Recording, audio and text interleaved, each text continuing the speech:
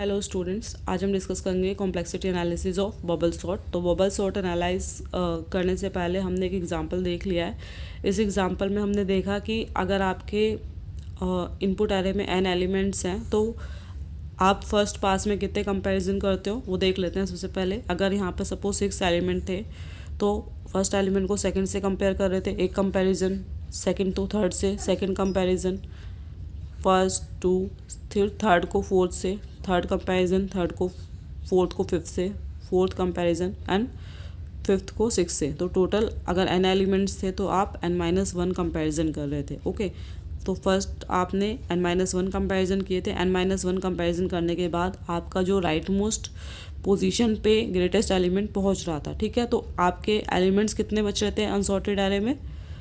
n elements से n-1 elements बच रहे थे। ओके, फिर कितने एलिमेंट बचेंगे नेक्स्ट आइट्रेशन में? n-2, लास्ट आइट्रेशन में सिंगल एलिमेंट, ठीक है। तो n एलिमेंट्स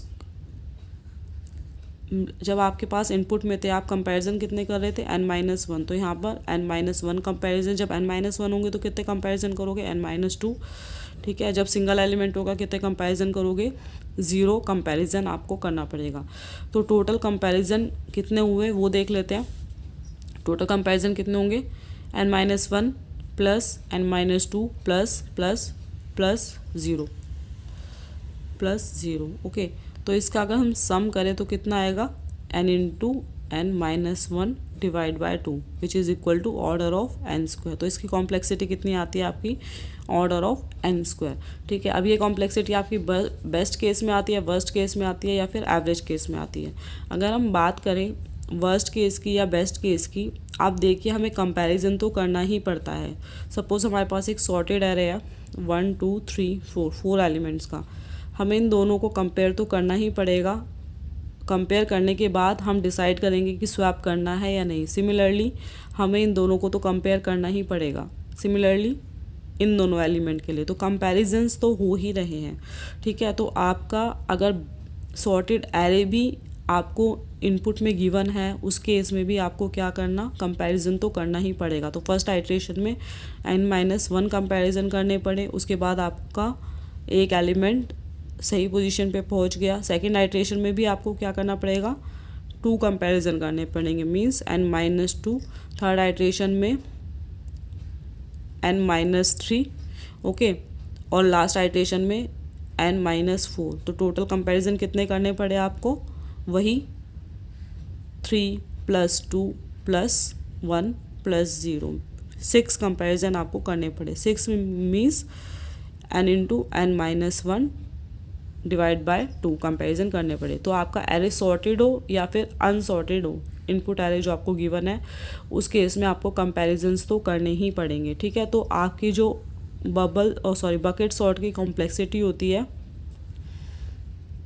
टाइम कॉम्प्लेक्सिटी, तीनों केसेस में बेस्ट, एवरेज एंड वर्स्ट, तीनों केसेस में कितनी होती है आपकी? ऑर्डर ऑफ n², क्योंकि आप कंपैरिजन्स को इग्नोर नहीं कर सकते। ओके, तो ये है आपकी बबल सॉर्ट की टाइम कॉम्प्लेक्सिटी।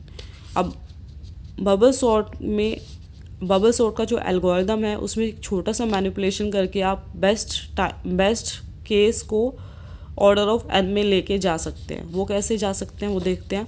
हमने अभी जो एल्गोरिदम पढ़ा था, लॉजिक जो पढ़ा था, इसमें हमने क्या देखा था? फर्स्ट पास में हम क्या कर रहे थे? कंपैरिजन्स कर रहे थे, ठीक है। एडजेसेंट एलिमेंट को कंपेयर कर रहे थे और अगर स्वैप की नीड थी तो स्वैप कर रहे थे। तो अगर आपके फर्स्ट पास में ही आपको एक भी स्वैप ऑपरेशन परफॉर्म ना करना पड़े तो आप कंक्लूड कर सकते हो कि आपका जो एरे है वो सॉर्टेड है। तो उसके लिए हम क्या कर सकते हैं? एक फ्लैग वेरिएबल ले सकते हैं। फ्लैग = 0 से इनिशियलाइज कर दिया, ओके। अब जैसे ही आपको क्या करेंगे यहाँ पर, जैसे ही आपको ये वाली condition, if a of j is greater than a of j + 1, ठीक है, मीन्स लेफ्ट हैंड साइड पे ग्रेटर एलिमेंट है, तो आप क्या कर रहे थे? एक्सचेंज कर रहे थे और यहाँ पे क्या लिख दोगे? फ्लैग = 1 कर दोगे। जैसे ही आपको एक्सचेंज की ज़रूरत पड़ी, आपने क्या किया? इस फ्लैग की वैल्यू को क्या कर दिया? फ्लैग की वैल्यू को अपडेट कर दिया, ठीक है। अब फ्लैग की वैल्यू अपडेट होने का फ़ायदा क्या है, जैसे ही आप इस लूप से बाहर निकलोगे, आप लिखोगे if flag is equal to zero. If flag is equal to zero तो आप क्या कर जाओगे, ये जो आपका आउटर लूप है, ये आई वाला जो लूप है उससे एग्जिट कर जाओगे। तो यहाँ पे क्या लिख दोगे आप, ब्रेक लिख दोगे। ओके, मीन्स यहाँ से आपने लॉजिक स्टार्ट किया, ठीक है।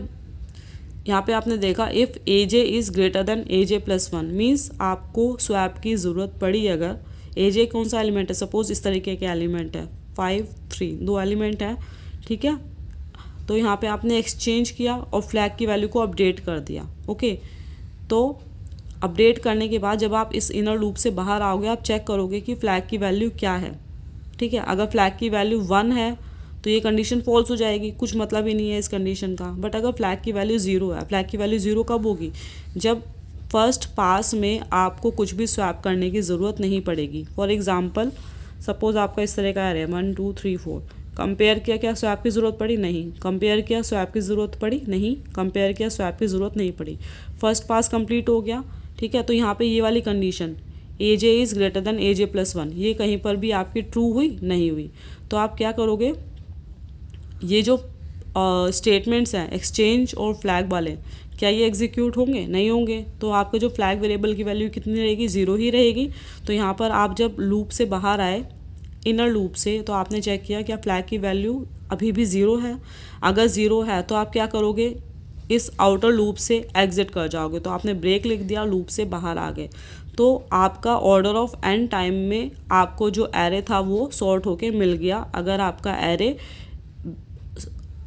क्या था, ऑलरेडी सॉर्टेड था, ठीक है। तो आप थोड़ा सा इस लॉजिक में चेंज करके एक फ्लैग वेरिएबल इंट्रोड्यूस करके बेस्ट केस को ऑर्डर ऑफ एन टाइम में लेके जा सकते हो।